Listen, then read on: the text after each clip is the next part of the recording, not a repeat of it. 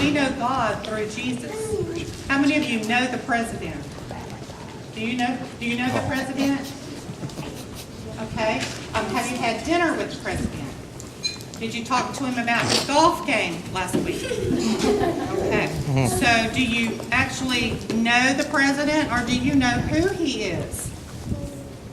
I know who he is. I see him on television. How many of you know him because you have had a conversation with him, or you've had lunch with him? How many of you have had lunch with him? So none of us really know him. We know about him. We know him because we've seen his picture in the paper, and we've seen him on television. So we don't really know him, and that's the way it is with God.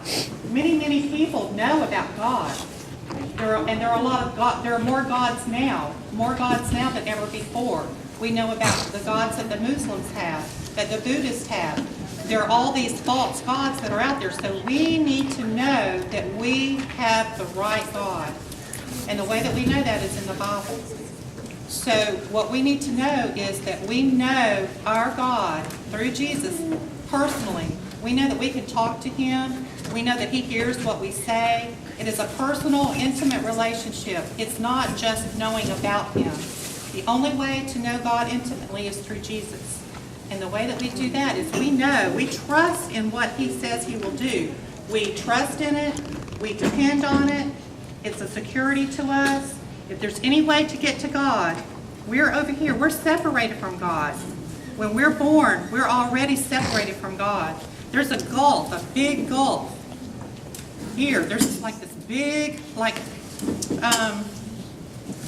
what's the big canyon? The Grand Canyon? The Grand Canyon. This is like the Grand Canyon. It's got waterfalls, and it's just, if you fall in there, you just die. You die. You're already in the canyon.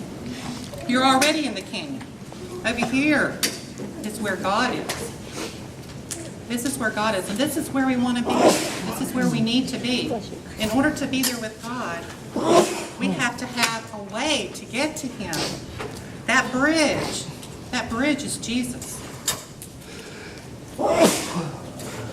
Jesus is how we have an intimate relationship with God. Without Jesus, if we don't depend on him to help our want to, he takes away all those things in our lives that are not pleasing to him. He makes it as if we have never, ever sinned, that we are perfectly clean, we're crystal, we're beautifully white before God. The only way to be that way is through Jesus. Jesus is the bridge. There's no other way. And the way that we know about Jesus is through the Bible. When we trust Jesus, when we trust him to help us to God, he changes our want to. We no longer want to be the bully on the playground. We no longer want to be the one that's cheating on the test. We no longer want to be the one that talks bad about somebody behind their back. God changes our want to. Jesus makes us want to be pleasing to God and to do all the things that he has planned for our lives. So this is what we want for you today, is what God wants. We want you to know that there is a trail. It's a very narrow trail. It's very narrow. And like Nate said, from the outside looking in, it doesn't look like it's as fun. It may not look as appetizing. It may not have all the bling and all the excitement from the outside looking in. It may not look that way to you. The wide path looks that way. It has lots of things that make us think we really want to be there. You take the wide path, all these wonderful things that you see, it ends in death.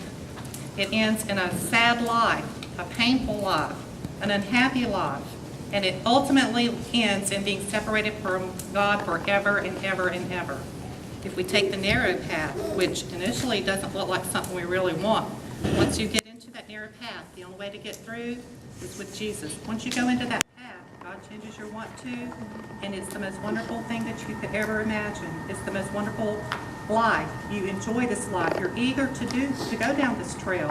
And ultimately, the end of this trail is life everlasting with God, to never be separated from him ever and ever and ever. So this is what we want for you today. This is what God would want for you today, is to take Jesus as that bridge over to God, so that you can be clean and white and perfect before God, and he will embrace you as his child, and you will be intimately, you will not know about him, you will know him. And that's what God wants for you too. So I'm going to ask Pastor Russell to say a couple of words, and then we'll have prayer, and then we'll be finished, okay? All right, Pastor Russell. That's your cue.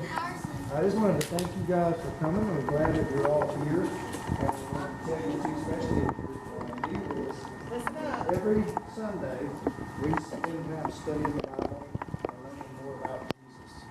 And so I wanted you to go on and invite your parents to come back next Sunday and spend some time with us. You'll learn more about Jesus every time that you come back, okay? So thank y'all for coming. And we hope to see you guys again. Don't let this be the last time that you visit us, okay? Okay, so we have just a few minutes before our parents come. What do you think about the playground for the next? If they watch them. Did you guys go and make sure that y'all stay corralled until the parents come? Okay.